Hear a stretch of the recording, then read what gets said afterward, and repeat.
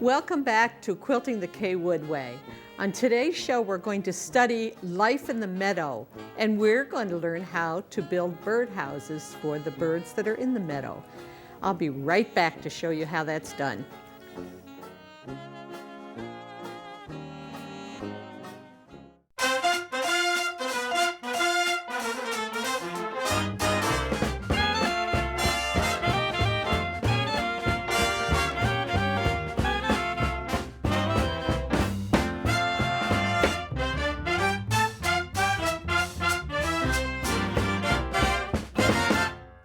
Welcome back. Let's take a look first at the two different birdhouses that we're going to build. There's not a lot of difference. They start out with a bird that's in his birdhouse. This one, I've gone from yellow to a red to pick up some of the colors in the bird and the background. And then I've gone to a light blue floral for my corners. In this block, I've started again with the bird inside his house. Instead of red, I've switched to blue, and then the darker blue flowers for the corners. So two different birdhouses for lots of different kinds of birds. Let's take a look at how we're going to do this. I have a chart here that tells me in which order to add the pieces. And we're going to start with a 6-inch pentagon. So let's take a look at our bird fabric. I saw this in the shop and I just couldn't resist it. I just knew that I had to go home and design a new tool for it because it was so great. And a birdhouse to me says a pentagon, or a pentagon says a birdhouse, whichever way you want to look at it. And so this is a brand new tool, and you know what? When you make a tool, you get a mock-up to use. So this is not the actual tool that you would get. It's coming, it'll be here soon, but it's shaped this way, and this will allow us to find what bird we want to put in this birdhouse. I've got one here. We actually are going to use the inside of the shape, and these are called a view and do. I'm going to use this one. I think that's a hummingbird, if I'm not mistaken. And this is the piece that's not quite right, but it'll show you exactly how we're going to do this. Okay, I'm just going to slip it inside because we want to view it, then we want to do it. And we can't rotary cut on the inside of the shapes. So we'll put this shape down and then rotary cut on the outside. And they're made of a plastic that's suitable for a rotary cutter. And we'll just move this around here and get our sides. And we'll have our birds all ready to go. Here we go. So you can cut as many birds as you'd like. Let's see, this is the way we'd put them in the house there, just like that. And then it's time to add borders and build the birdhouse around the bird. And the way we're going to do that is by adding strips. And this is called log cabin style. Those of you that do a lot of quilting, you know what that means. It means we're going to start adding strips around and then trimming them. But how do we know how to trim them? We have to keep that angle accurate. And it's the same angle as our pentagon shape. So I've already sewn this strip. I've pressed it. And now I'm going to take the view and do shape and line it here with the bottom of the red and the side of the bird. And you have to have both pieces have to line up. You can't just have one edge when you're working with triangles. It takes two. So we'll cut it, and then we'll bring it around here. Let's just turn it this way. Line up again the edge and the bottom of the new strip. And cut that edge. And now we have our piece that has its first border on. Let's take a look now at adding the side borders. As you can see, I've already added these. I want to talk a little bit about pressing, because we want to press in a certain way so we don't distort our pieces. So I'll move it right here. I want to always press from the right side of the fabric, always. I can't stress that enough. Pressing from the wrong side distorts it, and you know what else it does? It'll give you a crease right here, and you really don't want that. So what I'm going to do is first set my stitches by just putting the iron right down on the strip, and then let the iron do the pressing as I move it once. You don't want to overpress. That's as bad as not pressing at all, I guess. So here we have these pieces, and let's take a look at how we're going to cut those. Again, we line up our pentagon shape with the bottom of this strip, the edge of this one, and that side is cut, and we'll move it. Again, line it up. Two things. Always remember two things and you won't go wrong. And take some care doing that. You don't want to have a crooked birdhouse, I don't think. Okay, and here we go. Here we're well on our way to our birdhouse. Now the next strips that we would add would be the same way. Let's see, here we go. We added the bottom and the two sides. We go back and add the second bottom and our two sides here. And then we add our top strip for the top of the birdhouse on both sides. Okay, and that's pretty simple. You know how to do that. You know how to do the pressing. Now we need to take a look at our corner pieces because they go on next.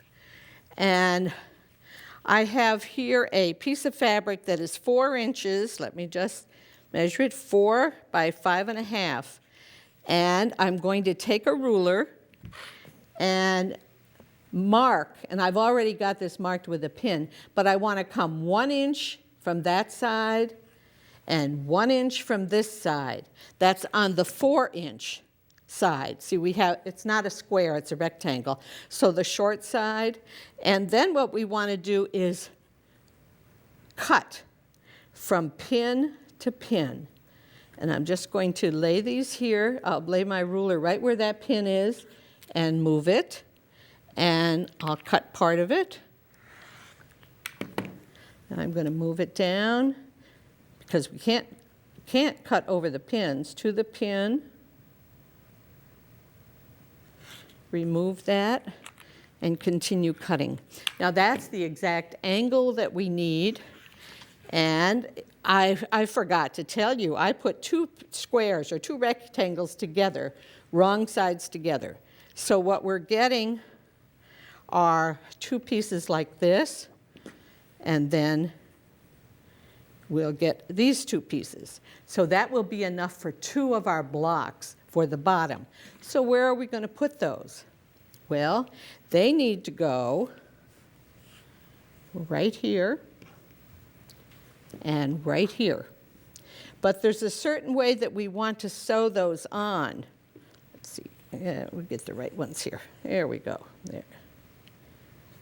So I'm going to go over to the sewing machine now and show you how we'll sew these. We're going to sew these side pieces on, and I want to give you some tips on how to match. If you'll notice here, the piece looks a little bit larger than it probably needs to be, and there's a reason that I do that. If you've ever taken a class and everybody's made the same project and they've all used 1/4-inch seams, you know what? A lot of the people have their projects different sizes. So a 1/4 of an inch for one person is not necessarily a 1/4 of an inch for another. And with the techniques that I give you, it doesn't matter as long as you're consistent in your project. So where do we match this? We're going to take the piece and fold it over, right sides together. We want them to match at the bottom of the birdhouse.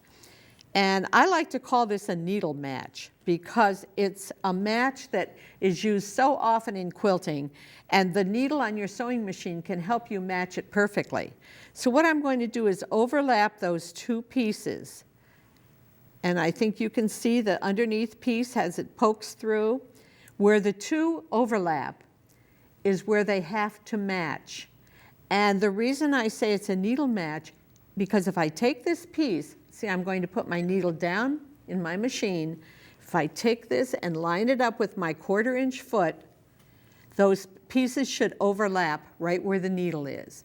And if they don't, then you need to adjust your pieces because that's a critical match. And we'll just sew this. I want to stop with my needle down in the sewing machine.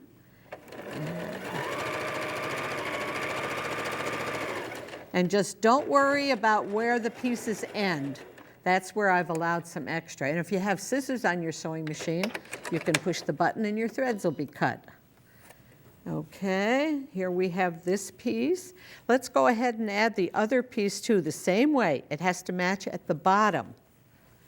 We'll do a needle match. It'll overlap. Now this time the floral piece is on top.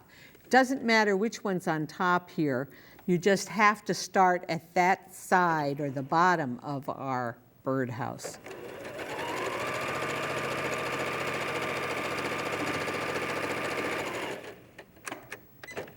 And then we'll be ready to press.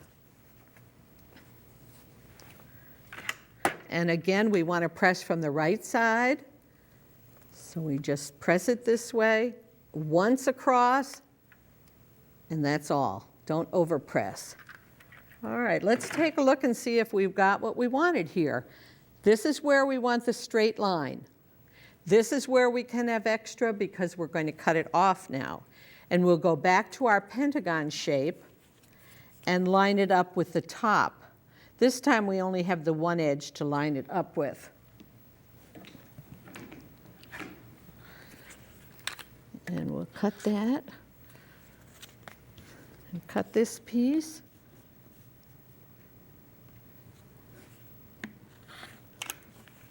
And there we have the bottom corners of our piece. Now, the next piece we need to add is the bottom. And the reason I've left this is because this strip is wider. Up until now, I've been using 1.5 inch wide strips. This one is 1 3/4 inches, again, so that you have room to adjust your block. So we'll just sew it, and don't worry about these pieces on the side. They'll get trimmed if they need it when we're finished. So we'll just sew this piece on, just line it up, and just keep our edges even.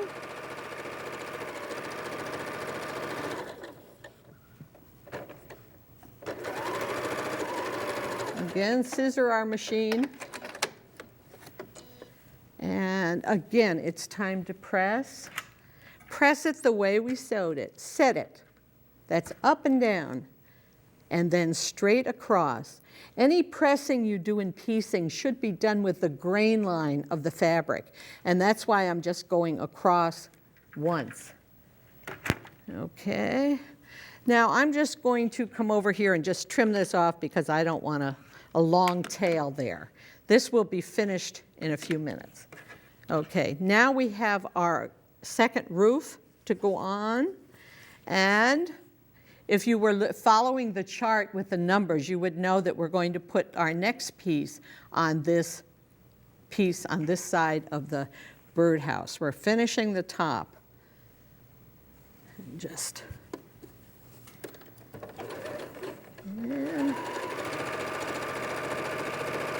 and just sew till you come to the end. Scissor it. Again, we'll press. Just straight across. You'll be surprised when you find out you never get a crease here. What I mean by a crease is when you press from the wrong side, sometimes you tend to get a fold of fabric there, and then your angles aren't accurate, and that's not good. So now what I'm going to do is trim this side right here. Line up the edge of the strip with the side of the birdhouse and trim it. And then I would do this other side. And this side, remember, we're just sort of trimming so we don't have a tail. We're not worrying about what size it is. All right, let's take the top. If you look at the blocks we have top triangles to add. And for that piece, I've taken two pieces of fabric, 7.5 by 7.5 inches square. And I've marked it this time 1.5 inches from each side. And then I'm going to cut. And again, we'll go from pin to pin. Remove that pin.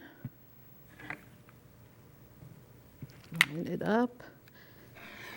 The important thing is the going from dot to dot, or from the point, the 1.5 inches. There's extra fabric here, but it's the angle that's critical. This angle that becomes the top, or the over the roof. Okay, and let's see, we have this piece and this piece. All right, where are we going to match this one up? All right, let's just start with this piece. We don't have this piece on yet. We'll just pretend that's there. I just want to show you how to line it up. And we'll just let it extend over, and we'll stitch. Let's take it up a little bit further.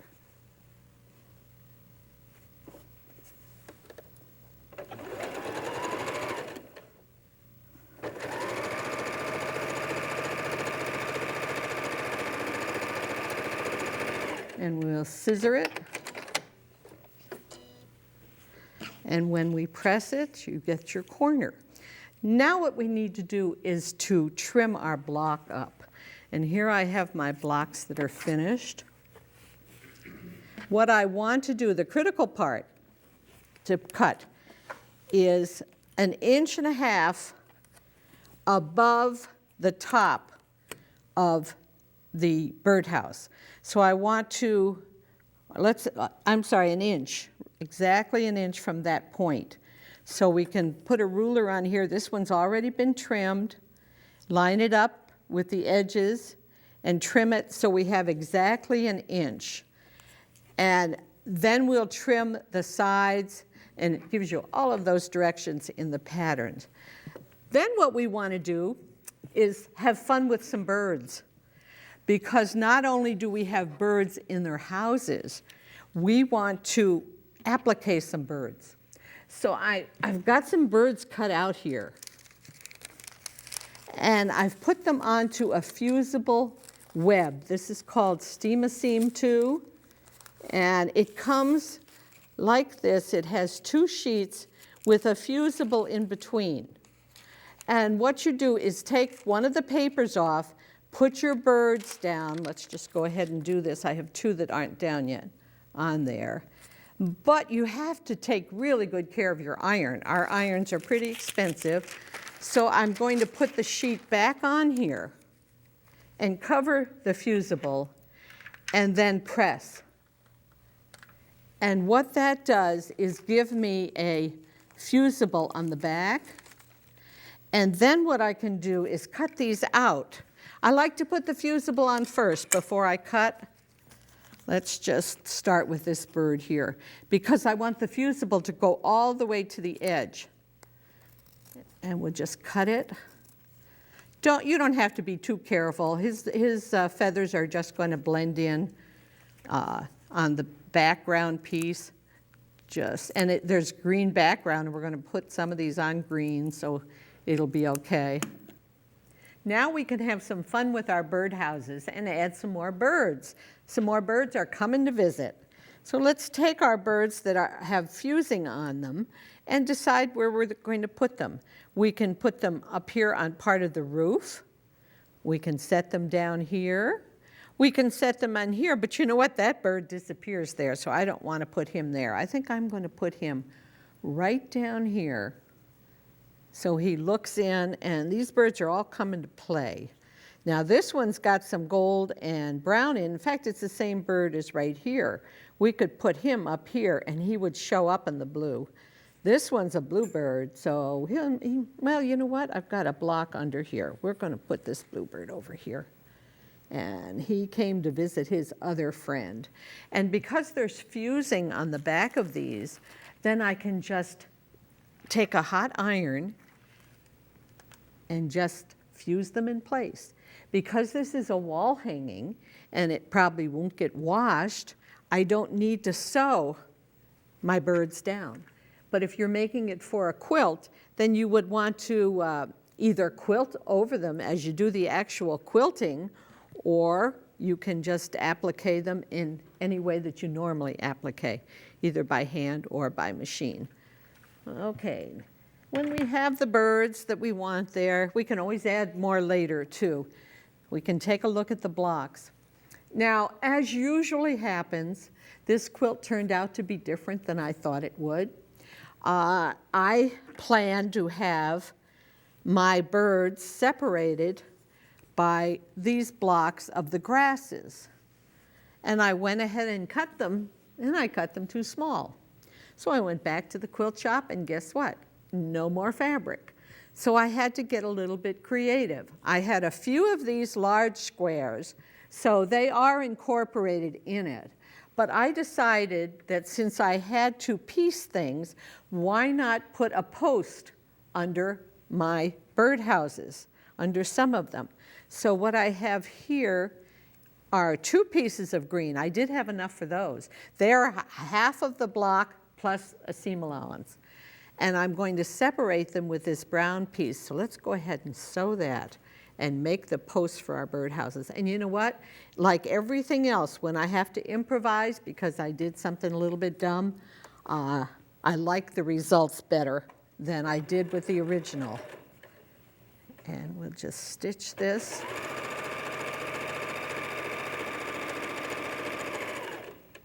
Scissor it. Take my other piece. Now these are grasses, so we want to keep them going in the right way. We don't want to turn them upside down. And we'll just sew this here.